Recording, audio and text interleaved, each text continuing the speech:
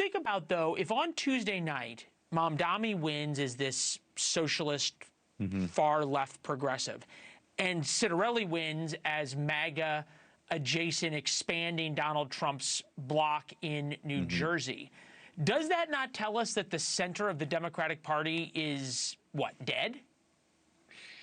Well, I don't know if I'm going to go that far because there's a cross current in New Jersey, Leland.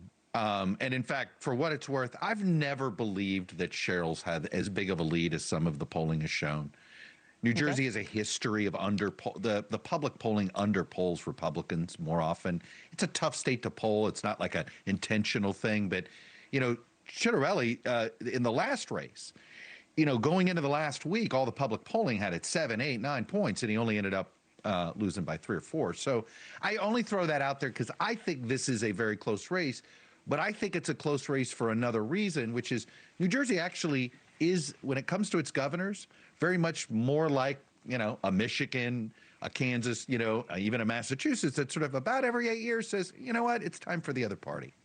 And they get a little fatigued. So Murphy's job rating isn't great. Governor Phil Murphy, the term-limited Democratic governor there.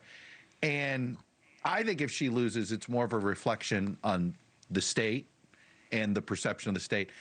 I'll tell you this, though, on Mamdani. When he first won that nomination, I had a whole bunch of my sort of campaign sources on the left a little paranoid that that was going to harm her. I have not heard that as much lately, just for what it's worth, Leland. Interesting. Okay. Well, that is a little different than the reporting I've heard or the reporting I've done, but I hear you. They're fearful. They've been fearful of it certainly in northern New Jersey. There's no doubt about it. I guess, though, there is this shift of the electorate. I think we can all agree on that, right? Working class voters basically shifted, education. You want to say it by education, you want to say it by rural, suburban, urban, whatever. How the yuppies became socialists. This is from the Free Press. Everyone seems to acknowledge, at least nowadays, that working and blue-collar middle class turned to Donald Trump because of the desire to blow up a political and economic system they felt had left them behind.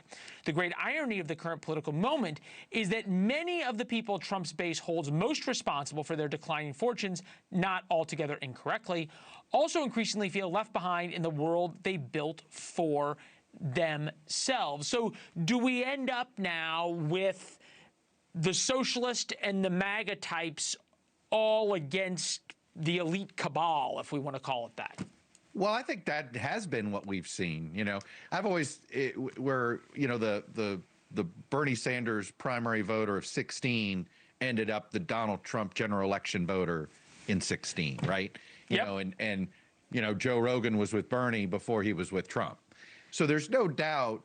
And, you know, I think we can go back and even say the same argument goes back further, that the same forces that nominated Obama over Clinton, arguably, were part of these same forces inside the Democratic Party that I believe left the Democratic Party when the party went back to Clinton, right? These same Democrats were Obama Democrats, but they were not Obama-Clinton Democrats, if that makes sense. Just in the same, I see, not all Reagan Democrats went back to the Democratic Party after Reagan left. Some stayed being Republicans, some didn't. Some did go to Bill Clinton, right? So I think that I think we forget that, you know, that was a pretty divisive primary in 08.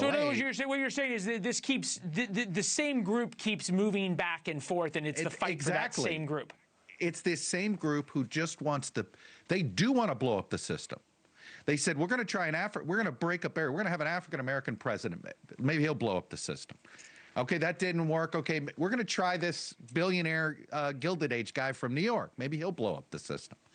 And we'll see if they're satisfied with this. You know, there are days when I hear Donald Trump talking up the stock market and not talking about the groceries. I think he's walking into where there's that same group of voters where you could argue you're starting to see it show itself in Marjorie Taylor Greene. Hey, what are you guys focused overseas for? Well, you're supposed to be America first, right? That same group of voters could be up for grabs sooner than we think.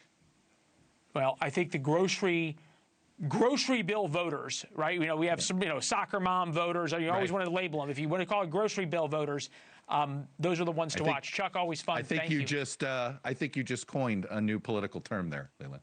Well done. All right, you feel free to use it without attribution. Thank you for watching. Subscribe below and download our NewsNation app right now on your phone, and you will get fact-based, unbiased news for all Americans.